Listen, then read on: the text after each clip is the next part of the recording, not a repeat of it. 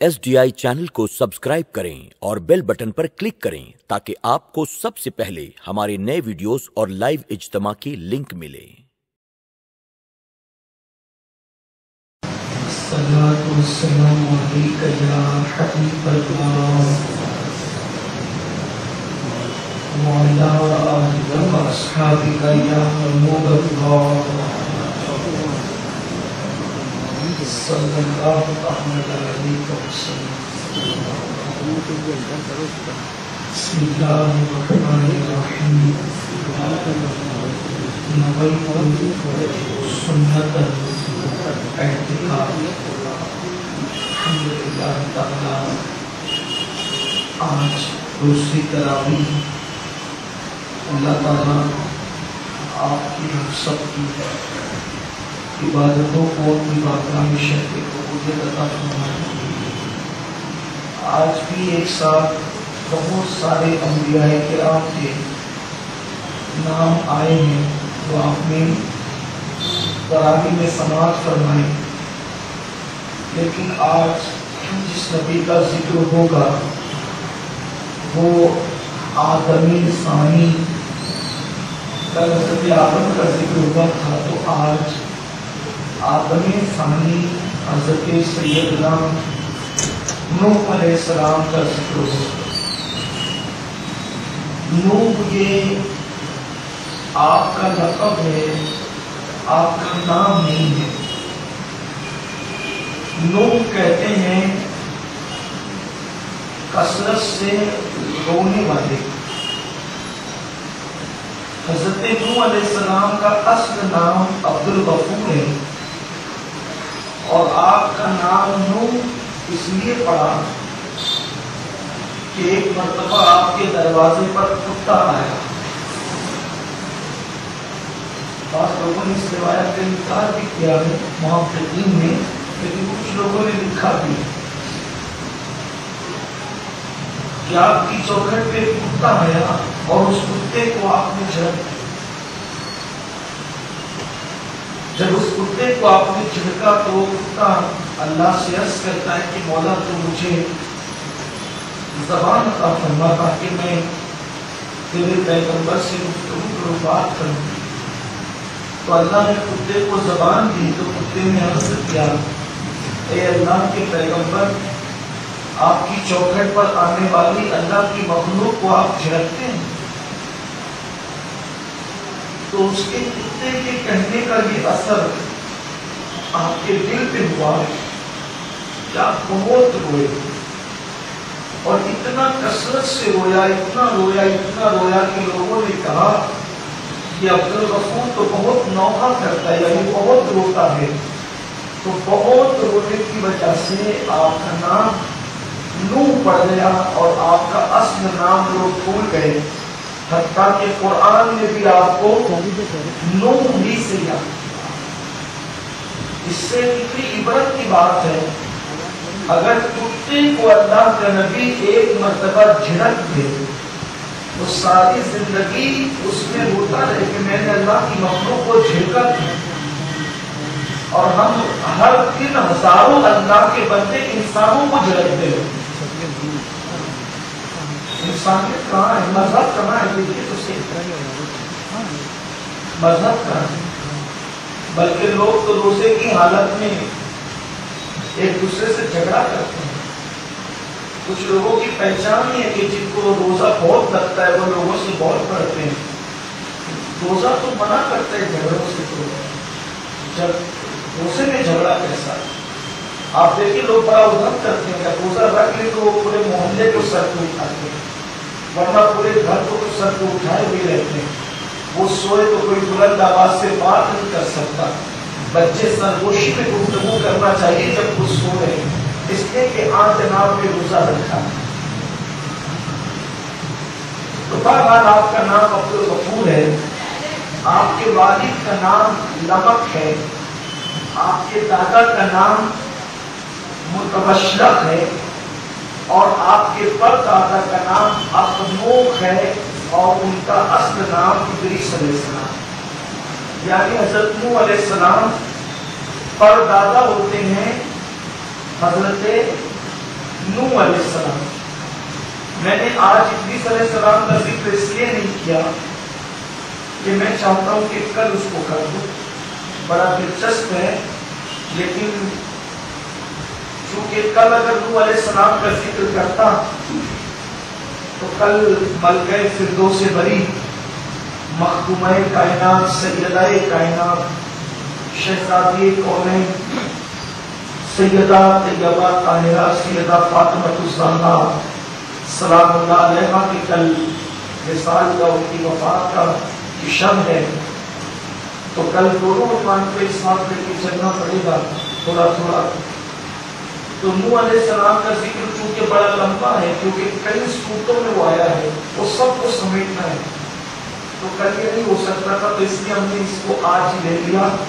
और इनके बाद आता हज़रत इदरीस अलैहिस्सलाम, उनका जिक्र इंशाअल्लाह अल्लाह की तौफीक से कल करेंगे। आपने उनका नसबनामा समाप्त कर दिया। अल्लाह ने आपको 1240 साल उम्र अता फरमाई, यानी 1240 साल उम्र अल्लाह ने आपको दी है। इतनी तवील उम्र अल्लाह ने आपको नसीब फरमाई और अता फरमाई, और आपने तकरीबन 950 साल तबलीग का फरीज़ा अंजाम दिया और अपनी कौम को समझाया। नूह अलैहिस्सलाम का जो इलाका है, तबलीग का इलाका, वो इराक है, सरजमीन में इराक, और कूफा तो उस वक्त नहीं था, लेकिन आजकल जहां कूफा है वहीं पर हज़रत नूह अलैहिस्सलाम का मकान था।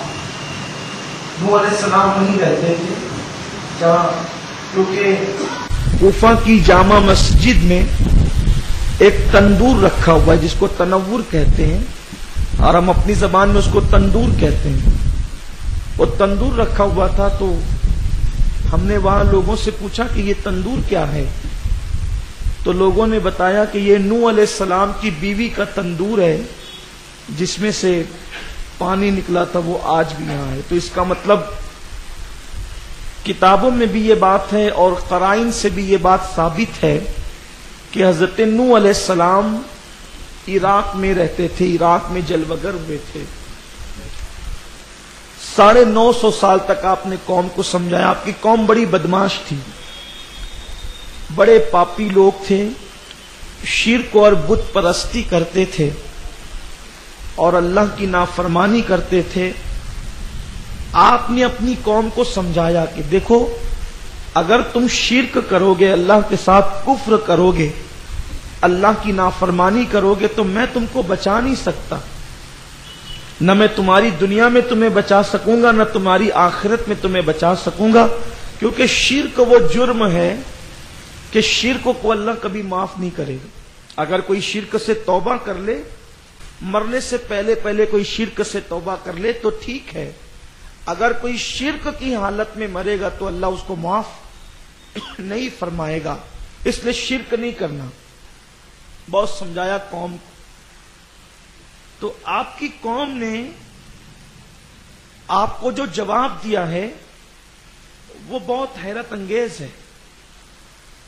आपकी कौम ने कहा कि आप तो हमारी तरह बशर हैं, हम आपको अल्लाह का नबी कैसे माने। इल्ला बशरुम मिस्लुना कहा उन्होंने कि आप तो हमारी तरह बशर हैं।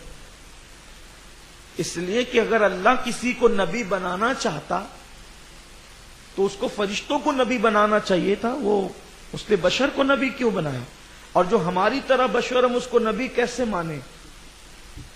इससे पता चला कि नबी को अपनी तरह बशर कहना ये काफिरों का तरीका। कुरान उठाएं आप, सूरह मोमिनून उठाएं आप, और इसके अलावा सूरह अनफाल आप उठाएं, इसी तरह सूरह नूह आप उठाएं, तो आपको पता चलेगा कि काफिरों ने नबी को अपनी तरह बशर कहा, इसलिए कि वो समझते थे ये अपनी तरह बशर है। हालांकि नबी की दो शानें होती है, एक तो वो बशर होता है लेकिन वो अपनी तरह नहीं होता, बल्कि उसके अंदर नबूवत रखी जाती है, तो वो नूरानियत होती है, तो वो खुदा से लेता है और बंदों को देता है।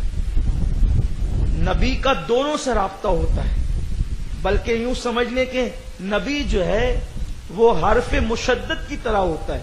مشدد جس حرف پہ تشدید ہوتی ہے نا، اس کو ادھر سے بھی ملایا جاتا ہے اور ادھر سے بھی ملایا جاتا ہے. تو نبی ایسے ہی ہوتا ہے، وہ خالق سے بھی ملا ہوتا ہے اور مخلوق سے بھی ملا ہوتا ہے. یہ واسطہ ہے اللہ کے درمیان، اللہ کا نبی. تو اسی لیے لوگوں کو چاہیے کہ وہ نبی کو اپنی طرح نہ کہا کرے، کیونکہ یہ بولی کافروں کی.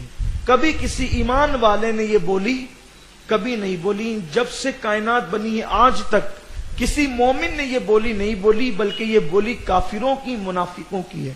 اس لیے ایسی بولی نہیں بولنا چاہیے.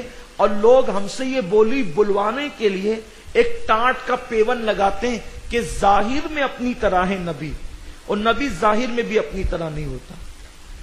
ظاہر میں بھی اپنی طرح کیوں نہیں ہوتا؟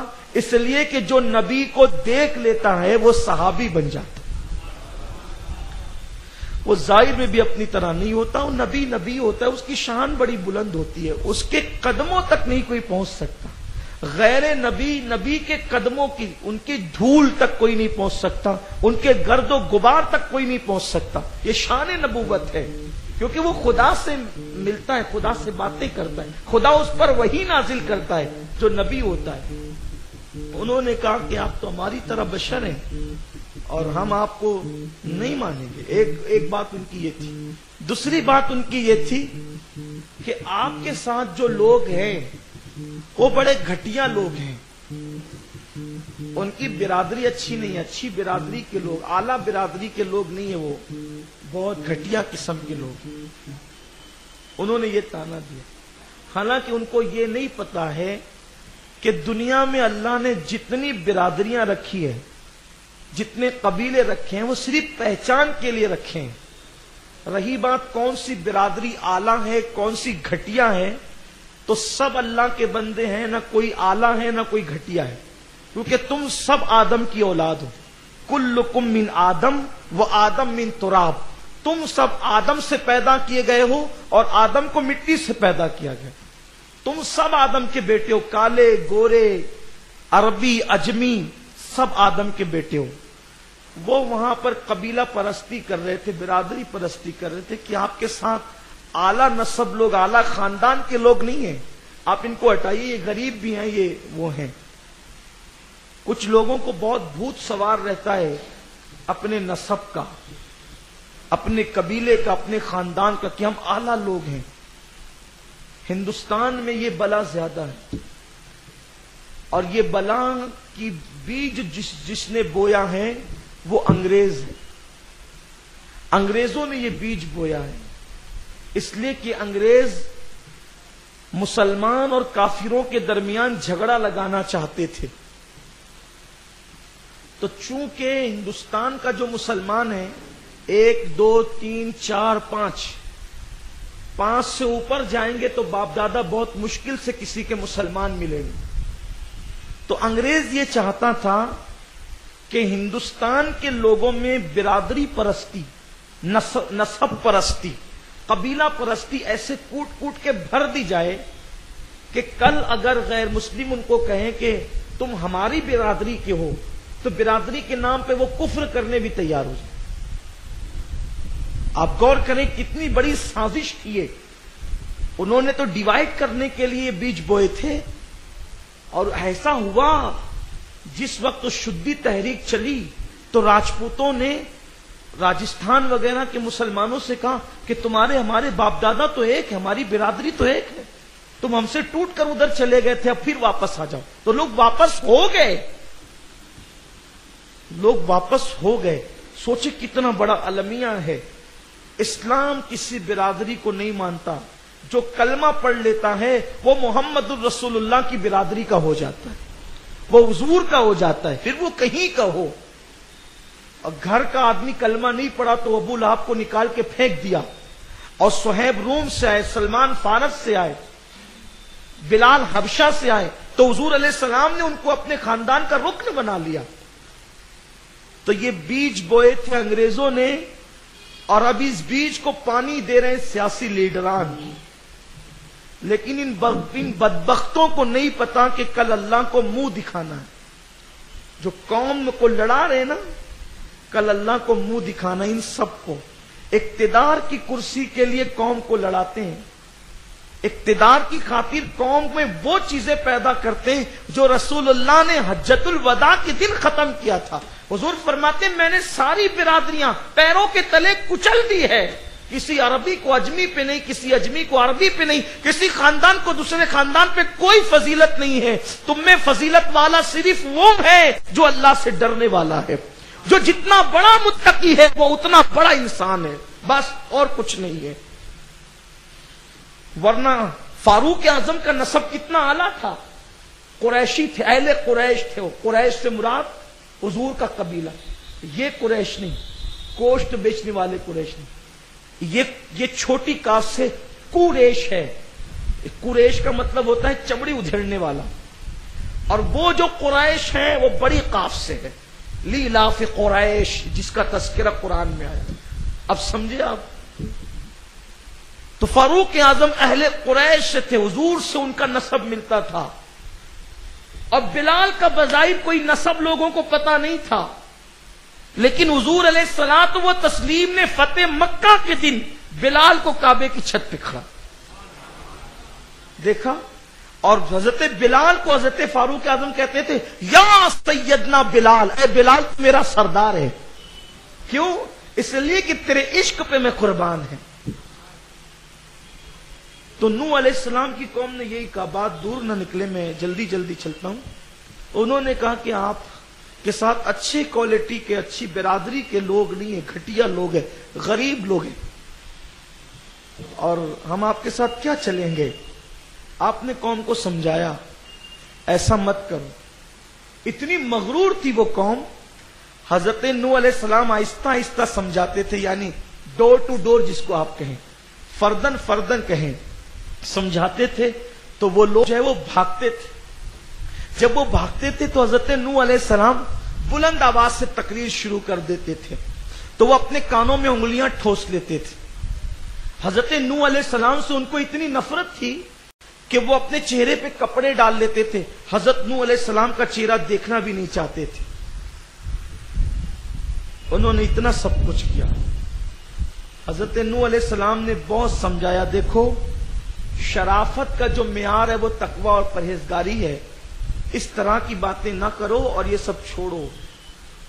تو اللہ تبارک و تعالیٰ نے حضرت نوح علیہ الصلوۃ و تسلیم کی اس محنت کو دیکھا کہ یہ محنت کے باوجود نہیں مانتے، تو اللہ نے ڈائریکٹ عذاب نہیں دیا ان کو۔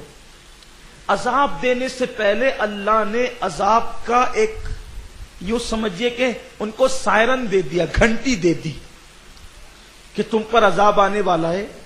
تو اللہ نے پہلے ان پہ چھوٹا عذاب نازل کیا، اللہ نے ان پہ بارش روک دی، بارش بند ہو گئی ان پہ بارش رک گئی، اور جو ان کی عورتیں تھیں وہ بانجھ ہو گئی، یعنی ان کے اب اولاد پیدا ہونا ختم ہو گئی، اب اولاد ان کے یہاں پیدا نہیں ہوتی تھی۔ یہ عذاب کی ایک علامت تھی، عذاب کی ایک نشانی تھی، عذاب کا ایک سائرن تھا۔ یہ کیا؟ اولاد کا نہ پیدا ہونا، بارش کا رک جانا، ان کی کھیتیوں کا سوکھ جانا، تین چیزیں تھیں، نہ بارش، نہ اولاد، اور نہ پھلوں کا پیدا ہونا۔ تو آخر کار یہ سب آئے حضرت نوح کے پاس اور کہنے لگے کہ ہمارے یہاں بچے پیدا نہیں ہوتے۔ اچھا یہ بھی سمجھ لے کہ بچوں کا پیدا نہ ہونا یہ اللہ کے عذابوں میں سے ایک عذاب ہے، اور اب وہ عذاب دھیرے دھیرے ہماری بستی کو بھی، ہمارے سماج کو بھی اپنی لپیٹ میں لے رہا ہے۔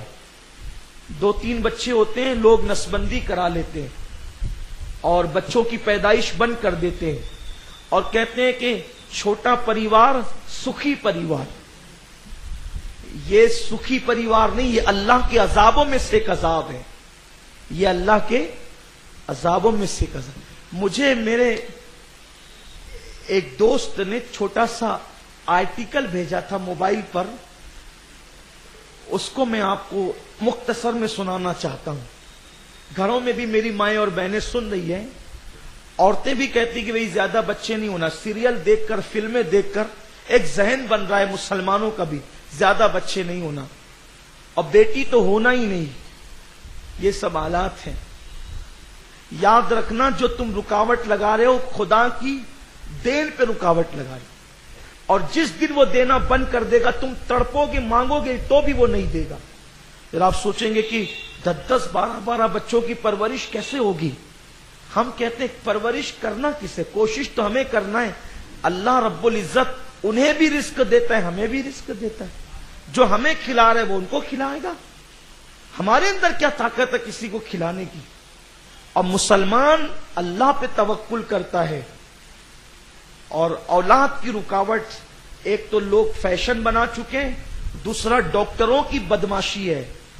ڈاکٹر یہ بدماشی کرتے ہیں کہ نارمل ڈیلیوری میں جو ہے ان کو کم پیسے ملتے ہیں، سیزر کی رٹ لگاتے ہیں، 2 4 بچے سیزر میں ہوتے ہیں، اس کے بعد تیسرے بچے میں کہتے ہیں جان کو خطرہ ہے. سارا قصہ تمام. بہت سوچنے کی بات. آپ سوچیں گے یہ بات مسجد سے کیوں ہو رہی ہے؟ یہی بات تو قرآن کہہ رہا ہے. میں قرآن کی بات پیش کر رہا ہوں، قرآن کی بات پیش کر رہا ہوں. اولاد کی کثرت کرو. حضور فرماتے ہیں کہ میں امت کی کثرت کی وجہ سے قیامت کے دن فخر کروں گا. ارے کم سے کم اس سے بڑی سعادت ہمارے لیے کیا ہے کہ ہمارے نبی ہماری وجہ سے فخر کریں گے، ہمارے آقا ہماری وجہ سے فخر کریں گے. کتنی بڑی بات ہے یہ. اس لیے اللہ اولاد پہ روک مت لگاؤ. اللہ کی دین، یہ بانجھ پن اللہ کی کے عذاب میں سے ایک عذاب ہے. اور سوچو جس اولاد کو تم روک رہے ہو سکتا ہے کہ جو پیدا ہو چکے وہ غدار ہوں، اور جو پیدا ہونے سے جس کو روک رہے وہی وفادار ہو. یہی تو ہو سکتا ہے.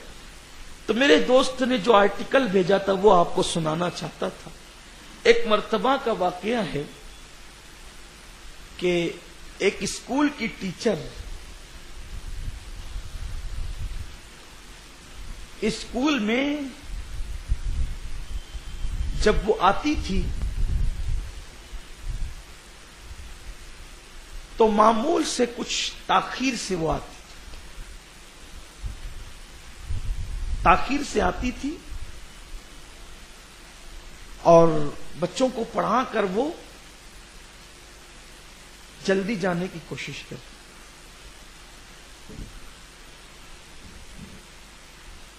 ایک دن بچوں نے اس سے پوچھ لیا کہ ٹیچر آپ آتے لیٹ ہیں لیکن جلدی جانے کی آپ کوشش کرتے ہیں، تو ایسا کیوں ہے؟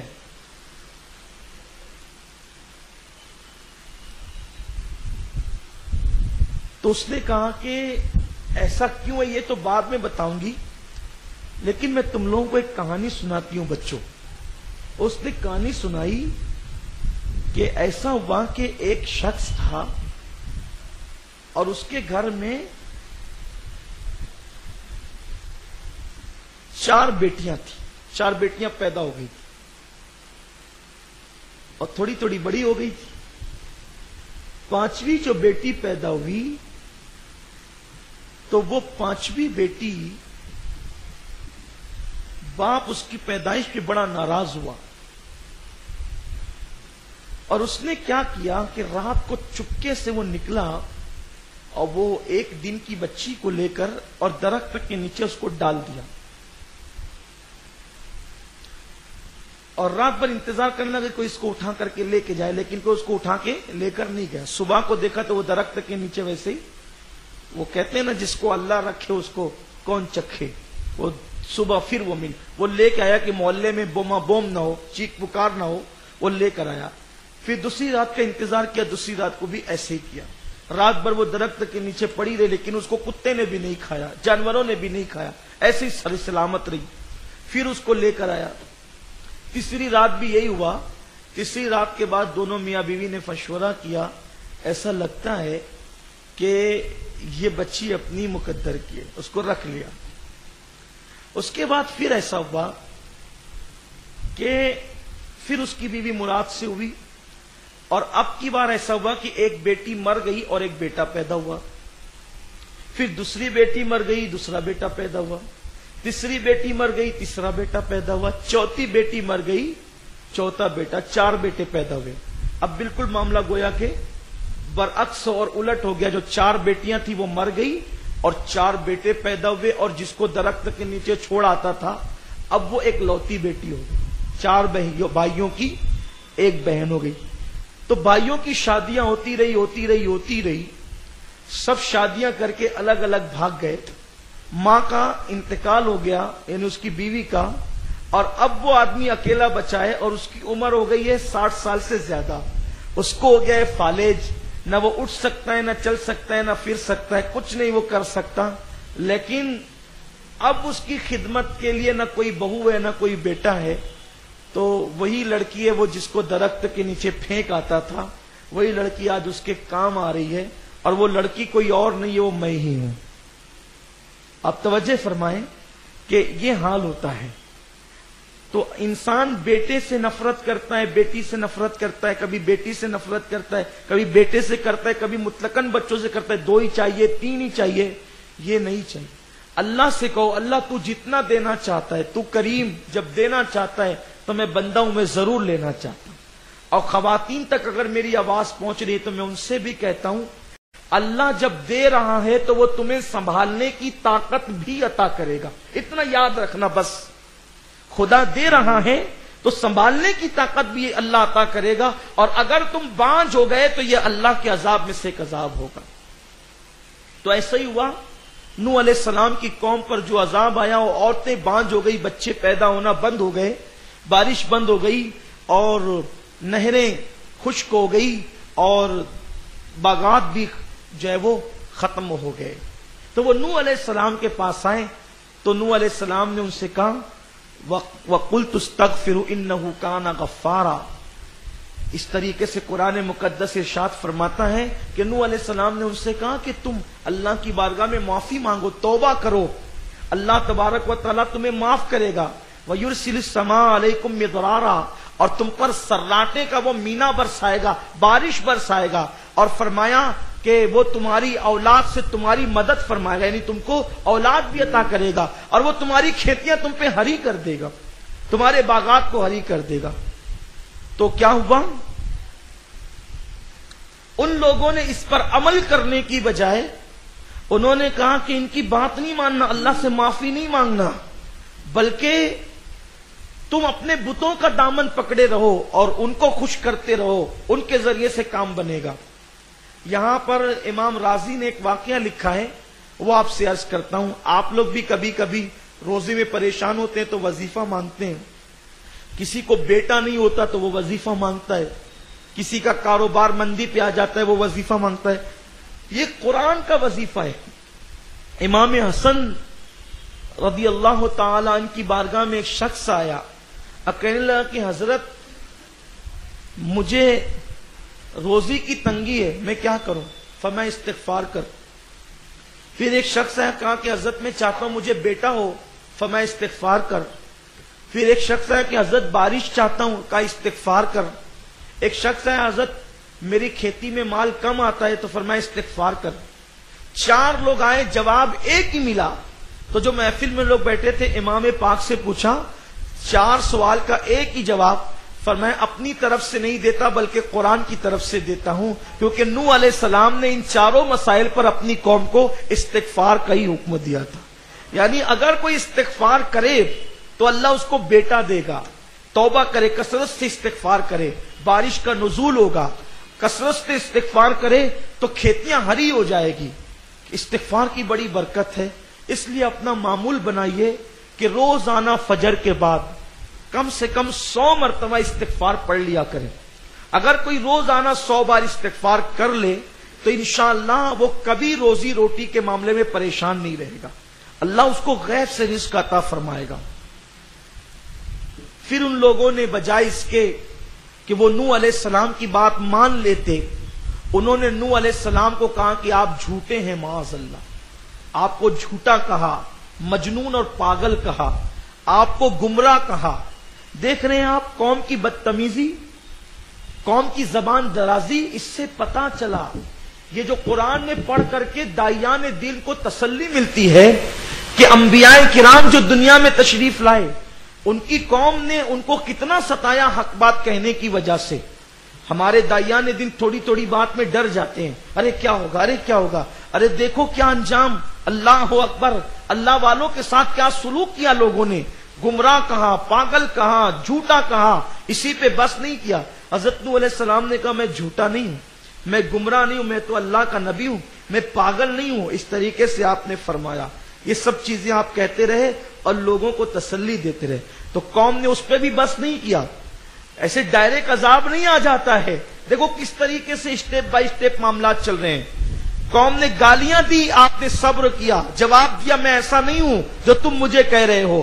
پھر قوم نے کیا کہا، اگر آپ دین کی تبلیغ سے باز نہیں آئیں گے، اگر آپ حق کہنے سے باز نہیں آئیں گے تو ہم آپ کو سنگسار کر دیں گے، آپ پہ پتھروں کی برسات کر دیں گے۔ اور انہوں نے کیا بھی، حضرت نوح علیہ السلام کو اون کے کپڑے میں لپیٹا اور اتنا مارا کہ وہ سمجھے کہ نوح علیہ السلام وفات پا گئے، اور نوح علیہ السلام کو اٹھا کر کے ان کے گھر میں پھینک آئے۔ نوح علیہ السلام خون میں لہو لہان تھے۔ پھر آپ ان کے کپڑے سے نکلے اور قوم کو کہنے لگے میری قوم شرک مت کرو، باز آ جاؤ، اللہ رب العزت کی وحدانیت پر ایمان لے آ جاؤ، اپنی بری باتوں سے پرہیز کرو، بد چلنی سے پرہیز کرو، بد اتواری سے پرہیز کرو اور دین حق کی طرف آ جاؤ۔ خون بہ رہا ہے جسم سے، اس کے باوجود بھی آپ لوگوں کو اس طرف بلا رہے ہیں۔ لیکن ان لوگوں نے اس پر بھی آپ کی بات پہ کان نہیں دھرا، بلکہ ایک بڈھا لکڑی ٹیکتے ٹیکتے جا رہا تھا اور اس کا ایک چھوٹا سا بچہ تھا۔ تو وہ بڈھے نے کہا دیکھ یہ نوح جو ہے نا، اس کی بات کبھی نہیں ماننا۔ تو اس بچے نے حضرت نوح علیہ السلام کے حوالے سے کہا اس کے باپ سے کہ تو مجھے لکڑی دے تاکہ میں اس کو بتاؤں کہ اس کا انجام کیا ہے۔ اور بچے نے لکڑی لے کر حضرت نوح علیہ السلام کو خوب مارا۔ تو تب نوح علیہ الصلوۃ والتسلیم نے اللہ سے دعا کے لیے ہاتھ اٹھا دیے کہ اگر یہ بوڑھے نہیں مانتے تھے تو ایک امید تھی کہ کم سے کم بچے ہی سدھر جائیں گے اور یہ میری بات مان لیں گے، لیکن ان سے زیادہ بدبخت تو ان کے بچے ہیں۔ تو اللہ نے کہا نوح جتنے تجھ پہ ایمان لا چکے ہیں بس اس کے سوا اب مسلمان اور نہیں ہوں گے، بس اتنے ایمان والے رہیں گے، اس سے زیادہ لوگ تیری بات نہیں مانیں گے۔ تو حضرت سیدنا نوح علیہ السلام نے پھر دعا کی اللہ جب اب اور لوگ مسلمان نہیں ہوں گے تو یہ کافر ہی رہیں گے، تو یہ مسلمانوں کو نقصان پہنچائیں گے، تو ایک کام کر مولا، اب میں مغلوب ہوں، میں کچھ نہیں کر سکتا، مولا تو ہی ان پر عذاب نازل فرما اور ان کو ہلاک کر دے۔ تو اللہ تبارک و تعالیٰ نے حضرت نوح علیہ السلام سے کہا کہ نوح ٹھیک ہے، ہم نے تیری دعا سن لی، ہم ان کو ہلاک کر دیں گے اور ان پر ہم طوفان بھیجیں گے، طوفان آئے گا ان پر، اور تو اس سے اپنے آپ کو اور اپنے ایمان والے امتیوں کو بچانے کے لیے ایک ترکیب کرنی ہوگی کہ تمہیں کشتی بنانی ہوگی۔ آپ کشتی بنائیں۔ اب نوح علیہ السلام کو کشتی بنانے کا حکم دیا اور فرمایا کہ نوح عذاب میں جلدی نہیں کرنا، اب تو یہ نہیں کہنا کہ عذاب جلدی بھیج، یہ بھی نہیں کہنا، یہ بھی نہیں کہنا کہ مولا اس میں تاخیر کر دے، ہم نے فیصلہ کر لیا ہے کب کیا کرنا ہے، اب تمہیں جو کام دے دیا گیا تم وہ کام کرو۔ تو روایتوں میں آتا ہے کہ حضرت نوح علیہ السلام کو کشتی بنانے کا جب حکم ہوا تو آپ کو نقشہ اللہ نے بتایا کہ تمہیں کشتی کیسے بنانا ہے۔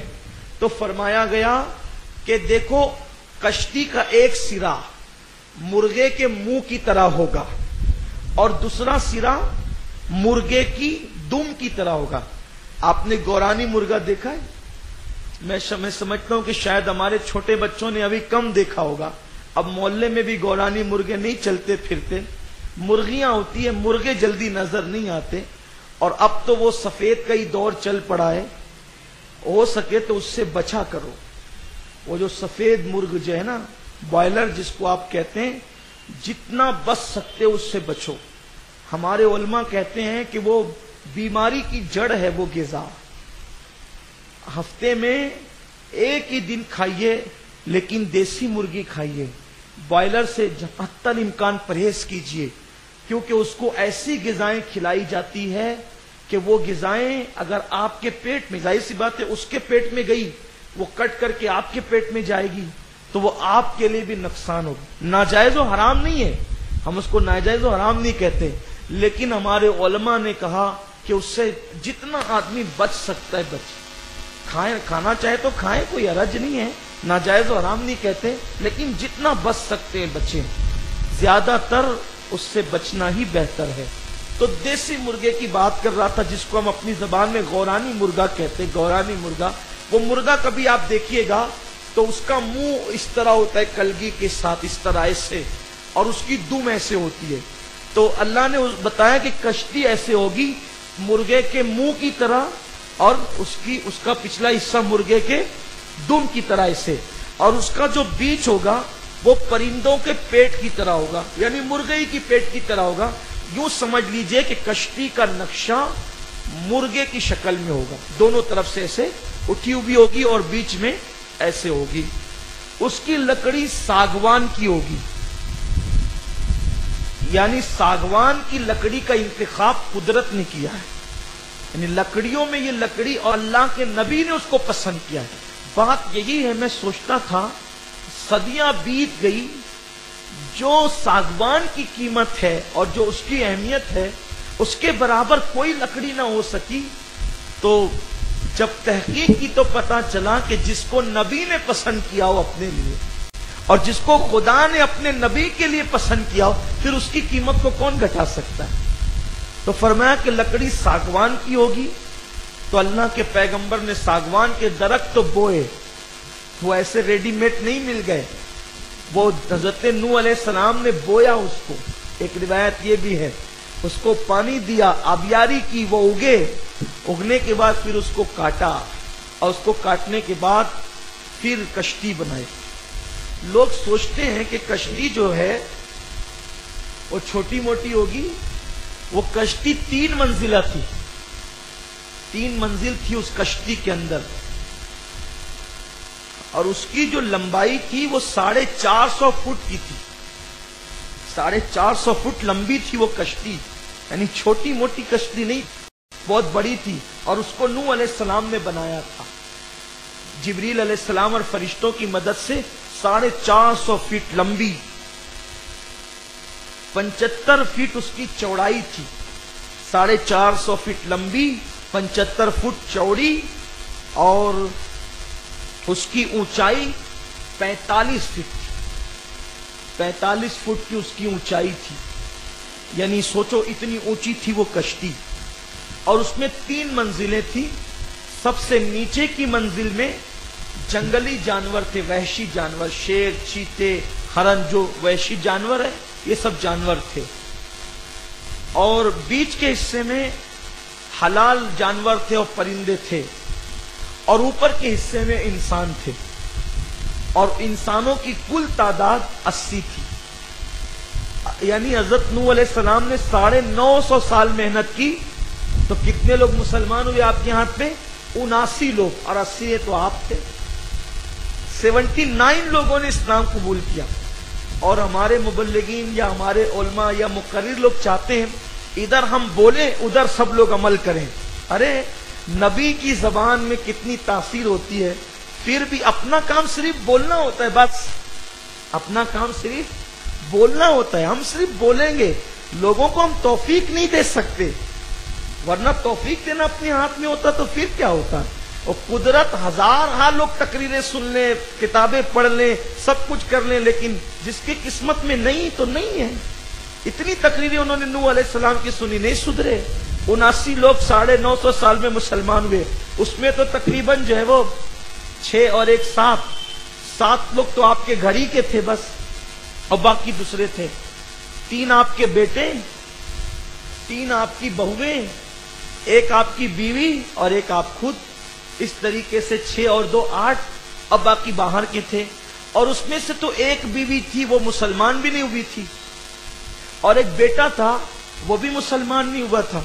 جب نوح علیہ السلام کشتی بناتے تو وہ جو دوسری بیوی تھی نا وہ تالیاں بجاتی اور کہتی دیکھو یہ پاگل کیا کر رہا ہے، پہلے تو اپنے آپ کو نبی کا، اب یہ بڑے مستری بن گیا، یہ مستری ہو گیا، یہ تو پاگل ہی ہے معاذ اللہ، اس طرح کہتی تھی، اور کفار مذاق اڑاتے تھے کہ یہ کیا کریں گے آپ کشتی کا، آپ فرماتے تھے کہ ہم اس کو چلائیں گے، تو کہا کہ یہاں پہ اتنی خشک و سالی ہے کہ پینے کو پانی نہیں ہے اور تیری کشتی کہاں چلے گی، تو آپ نے فرمایا میرا اللہ جب کشتی بنانے کا حکم دے رہا ہے تو کشتی چلانے کے لیے بھی انتظام کر دے گا۔ وہ خوب مذاق اڑاتے رہے، لیکن اللہ کا پیغمبر اللہ کے حکم پہ کام کرتا رہا، اور جب کشتی 2 سال میں بنی کشتی بننے کو 2 سال لگے.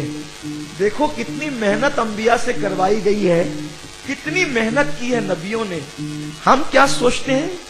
ہم یہ سوچتے ہیں کہ ادھر کام کریں ادھر رزلٹ ہاتھ میں آ جائے. 2 سال اللہ کے پیغمبر نے کشتی بنائی. اور ایک فضیلت والی بات بھی سن لیں کہ وہ کشتی کے اندر کم و بیش 1,24,000 سے کچھ زائد تختے موجود تھے. تو نوح علیہ السلام جو کشتی میں تختے لگاتے تھے تو بعد میں وہ گر جاتے تھے. تو روایتوں میں آتا ہے, صاحب معارج لکھتے ہیں کہ اللہ سے عرض کیا مولا یہ تختے گر کیوں جاتے ہیں؟ تو اللہ نے ارشاد فرمایا کہ تو نے ہر تختے پر ایک نبی کا نام لکھا ہے, لیکن جو تو نے میرے نبی کا نام محمد عربی صلی اللہ علیہ وآلہ وسلم کا نام لکھا ہے, تو نے ان کے ساتھ ان کے 4 یار ابو بکر, عمر, عثمان و علی کا نام نہیں لکھا, وہ نام بھی تو لکھ. اور ایک روایت میں آتا ہے کہ اللہ نے فرمایا کہ تو نے میرے محبوب کا جو نام لکھا ہے ان کے ساتھ ان کی اہل بیت علی, فاطمہ, حسن, حسین کے نام بھی لکھ, اس کی برکت سے تیری کشتی کو نجات ملے. مختلف روایتیں لوگوں نے بیان کیے. تو نوح علیہ السلام کی کشتی 2 سال میں تیار ہوئی. اب کشتی تیار ہو گئی تو حضرت نوح علیہ السلام کی بیوی روٹیاں پکا رہی تھی, وہی والی جو کافرہ تھی, جو ایمان نہیں لائی تھی, وہ روٹیاں پکا رہی تھی. اس سے اچانک پانی ابل پڑا. جب پانی ابل پڑا تو حضرت سیدنا نوح علیہ السلام سمجھ گئے اب طوفان آ گیا, طوفان کا وقت ہو گیا. تو آپ نے جلدی جلدی لوگوں کو تیار کیا. جو آپ نے کشتی میں لیے ہیں تو ایک ایک جوڑا لیا تھا, جیسے شیر شیرنی, ہرن اس کا نر, اسی طریقے سے طوطا اس کی مادہ, اسی طرح سے چڑیا اس کی مادہ, یعنی ایک ایک جوڑا سب لیا تھا, کیونکہ سب کو ڈوب جانا تھا, سب کو کم ہو جانا تھا. جو کشتی میں رہیں گے بس وہی بچیں گے. تو نوح علیہ السلام نے ایک ایک جوڑا اللہ کے حکم سے سارے جانوروں کا, چرند پرند کا, سب کا لیا اور لے کر کے آپ کشتی میں سوار ہوئے. تو کیا ہوا؟ پانی نکلا تندور سے, پتھروں سے, زمین پھٹی, زمین سے پانی, آسمان پھاڑ دیا, آسمان سے پانی, اور سے پانی جب پانی پانی ہو گیا تو پھر ایسی طوفانی ہوا چلی کہ موجیں اٹھ کر پہاڑوں سے ٹکراتی تھی اور وہ کشتی اس کی دوش پر چلتی تھی. تو جب طوفان شروع ہوا تو نوح علیہ السلام کا وہ بیٹا گھوڑے پہ بیٹھا ہوا تھا. نوح علیہ السلام نے کہا کہ بیٹا تو بھی کشتی میں آ جا, توبہ کر لے, کافروں کو چھوڑ دے. تو اس نے کہا کہ میں نہیں آنے والا. وہ آپ نے فرمایا کہ تو ڈوب جائے گا. تو اس نے کہا کہ تمہارا اللہ پہاڑ تک موجیں نہیں پہنچائے گا, میں وہاں جا کر اپنے آپ کو بچا لوں گا. تو نوح علیہ الصلوۃ والتسلیم نے اس کو بہت سمجھایا. اللہ نے کہا نوح اب اس کو نہیں سمجھانا. ایک موج اٹھی, اس کو لے ڈوبی. اس کے سلسلے میں ایک وضاحت کرنا یہ چاہتا ہوں کہ وہ جو بیٹا تھا نا, نوح علیہ السلام کے سگے بیٹے 3 تھے, سام, حام اور یافس. تو یہ تینوں جو سگے بیٹے تھے یہ ایمان لائے. وہ جو تھا نا کنعان چوتھا, تو وہ نوح علیہ السلام کا بیٹا نہیں تھا, بلکہ نوح علیہ السلام نے جو دوسری عورت سے نکاح کیا تھا یہ اس کے پہلے گھر سے آیا ہوا تھا. اس کی وضاحت ضروری ہے کیونکہ جب حضرت نوح علیہ السلام نے کہا نا من اہلی, اللہ یہ میرے گھر والوں سے ہے, یہ نہیں فرمایا کہ منی یہ مجھ سے ہے, بلکہ کیا فرمایا من اہلی یہ میرے گھر والوں سے. تو اللہ لیس من اہلک, یہ تیرے گھر والوں سے نہیں ہے, یعنی وہ وہاں سے آیا ہے. تو اس سے پتا چلا کہ جو نبی کی اولاد ہے, جو نبی کی اولاد ہے وہ کافر نہیں ہو سکتی. نبی کی اولاد کافر نہیں ہو سکتی, کیونکہ جو نبی کی سگی اولاد تھی وہ ان کو تو ایمان کی دولت مل گئی, لیکن جو وہ پہلے گھر سے آیا تھا وہی بگڑا ہوا تھا. تو دراصل حضرت نوح نے اس کو اپنا بیٹا کہا. تو یہاں کچھ لوگوں کو دھوکا ہو جاتا ہے اور لوگ کہتے ہیں لیکن عرف میں اس کو بیٹا بھی کہتے, کیونکہ ظاہر سی بات ہے اب وہ پہلے گھر سے بھی آیا تو اس کی ماں سے نکاح ہو گیا تو وہ بیٹا ہی کہلائے گا. بہرحال وہ بیٹا ہوگا لیکن حقیقی بیٹا نہیں ہوگا. اب آپ اس کی تفصیل سمجھ لیے, اس کی تفصیل آپ کو پتا چل گئی. تو اس کی ماں بھی ڈوب گئی, وہ بھی ڈوب گیا. اب نوح علیہ السلام کی کشتی جو چلی ہے، جو طوفان آیا تھا وہ رجب کی 6 تاریخ کو آیا تھا. کتنی تاریخ کو؟ رجب کی 6 تاریخ کو. 6 رجب سے لے کر 10 محرم تک، 6 رجب سے لے کر محرم کی 10 تاریخ تک کم و بیش 6 مہینے تک وہ کشتی چلتی رہی. حضرت نوح علیہ السلام کی کشتی چلتی رہی. طوفان میں ایسی ہوائیں چلتی تھی تیز کہ سب ختم ہو گیا، اور وہ عالمی طوفان تھا. یعنی وہ طوفان پوری کائنات میں، پوری دنیا میں آیا تھا. سب جگہ اس کے پانی نے تباہی مچائی اور سب ختم کر دیا. نہ کوئی درخت رہا، نہ کوئی باغ رہا، نہ کوئی تنکا رہا، نہ کوئی مکان رہا، سب ختم ہو گیا.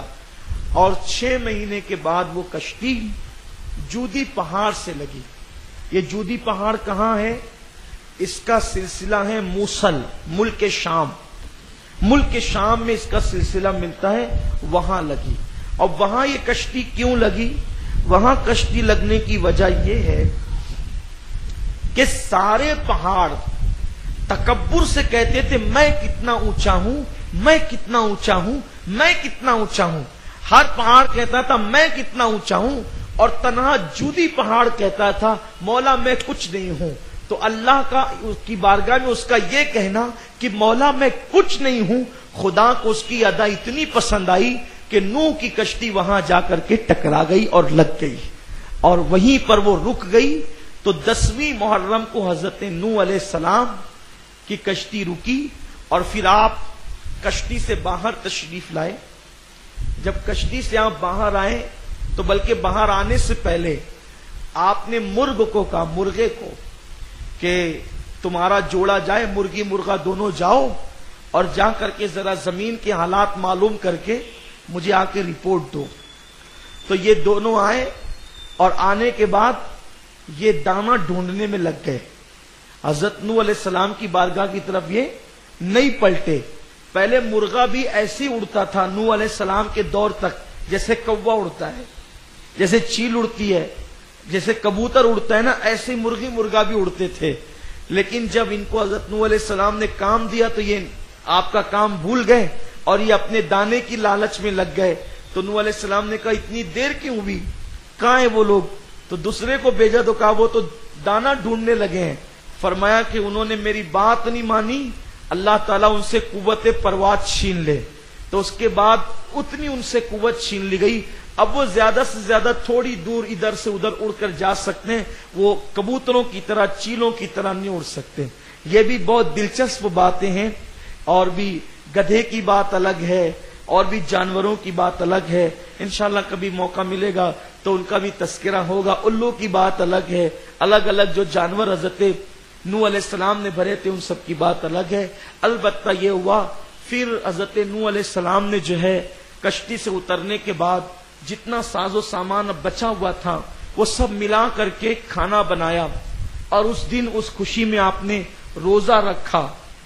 اور روزہ رکھنے کے بعد پھر آپ نے سب گیہوں، چاول، باجرہ، دال وال سب ملا کر کے ایک کھانا بنایا.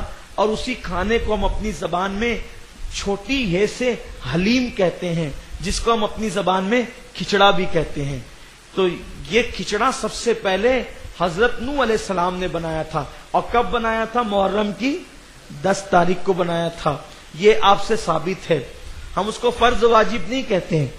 اب آپ نے روزہ بھی رکھا تو بعد میں انبیاء کرام نے بھی روزے رکھے.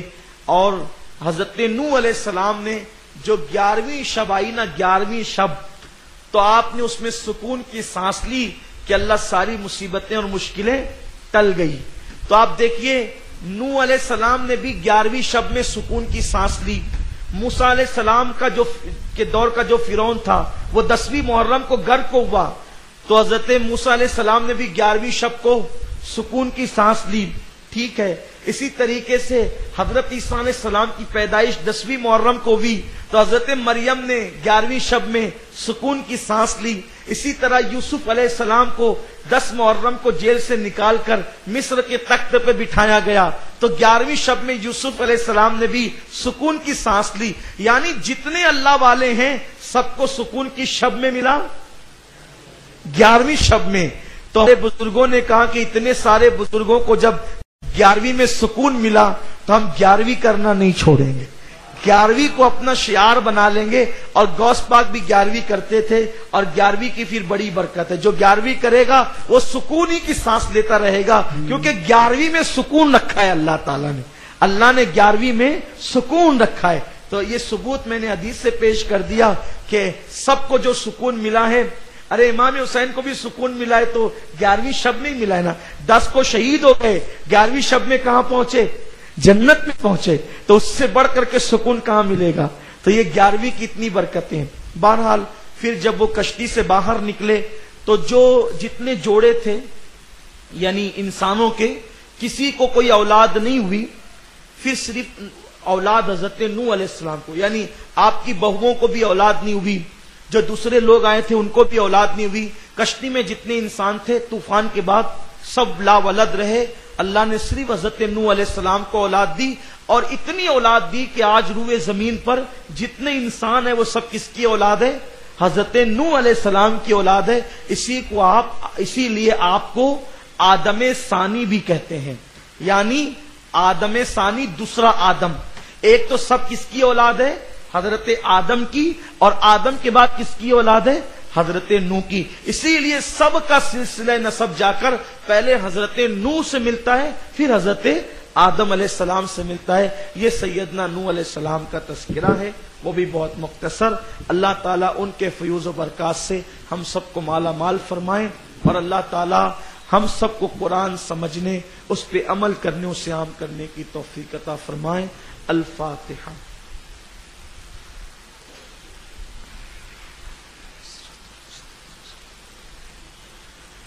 ان اللہ وملائکتہ یصلون علی النبی یا ایھا الذین آمنوا صلوا علیہ وسلموا تسلیما. اللہم صل علی سیدنا و مولانا محمد معدن الجود والکرم وآلہ الکرام وابنہ الکریم و امتہ الکریمہ یا اکرم الاکرمین وبارک وسلم صلاۃ و سلام علیک یا جد الحسن والحسین وافوض امری الی اللہ ان اللہ بصیر بالعباد برحمتک.